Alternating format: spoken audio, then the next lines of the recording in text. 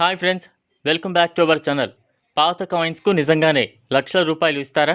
ఒకవేళ ఇస్తే ఎందుకు ఇస్తారు? ఆ కాయిన్స్ మీ దగ్గరుంటే ఏం చేయొచ్చు? ఈ వ్యవహారంలో మోసాలు జరగచ్చా? ఇలాంటి ఎన్నో అనుమానాలు సహజంగా వస్తూ ఉంటాయి. పాత నాణాలు, కరెన్సీ నోట్లను సేకరించడం కొంతమందికి హాబీ. మరికొందరు జ్ఞాపకాల కోసం దాచుకుంటారు. కొందరైతే ఈ పాత నాణాలను దేశం నలుమూలల నుంచి సేకరిస్తారు. దీనికి ఎంత ఖర్చైనా కూడా వెనుకాడరు. వీటితో అప్పుడప్పుడు ప్రదర్శనలు కూడా నిర్వహిస్తుంటారు. అయితే ప్రస్తుతం వీటికి డిమాండ్ పెరగడంతో కొందరు తమ దగ్గరున్న నాణాలను అమ్మేందుకు ఢిల్లీలో ఒక ఓల్డ్ కాయిన్స్ కంపెనీని ఆశ్రయిస్తున్నారు. ఆన్లైన్లో క్రయ విక్రయాలు, పాత కాయిన్ల క్రయ విక్రయాలన్నీ ఎక్కువ శాతం ఆన్లైన్ వేదికగా జరుగుతున్నాయి. ఇందులో అమ్మేవారు నాణాలకు ఒక ధర నిర్ణయిస్తారు, కొనేవారు తమ కొనుగోలు ధరను చెబుతారు. ఇలాంటి వాళ్ళు దేశవ్యాప్తంగా ఉంటారు.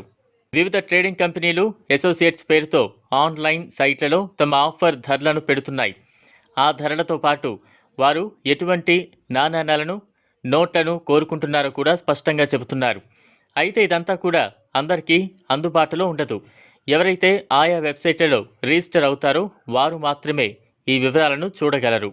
ఇండియా మార్ట్, క్విక్కర్, ఎన్ మనీ, కాయిన్ బజార్ వంటి ఈ కామర్స్ సైట్లలో కూడా ఈ వ్యాపారం జోరుగా సాగుతోంది. దీని మీద ఆసక్తి ఉన్నవారు ముందుగా ఆయా వెబ్సైట్లలో అకౌంట్ను ఓపెన్ చేయాలి. తర్వాత ఎవరికి వారే ఓల్డ్ కాయిన్స్, కరెన్సీ నోట్లు అమ్ముతామనో, కొంటామనో లేదా రెండూ చేస్తామనో వివరాలను తెలియపరుస్తూ రిజిస్ట్రేషన్ చేసుకోవాలి.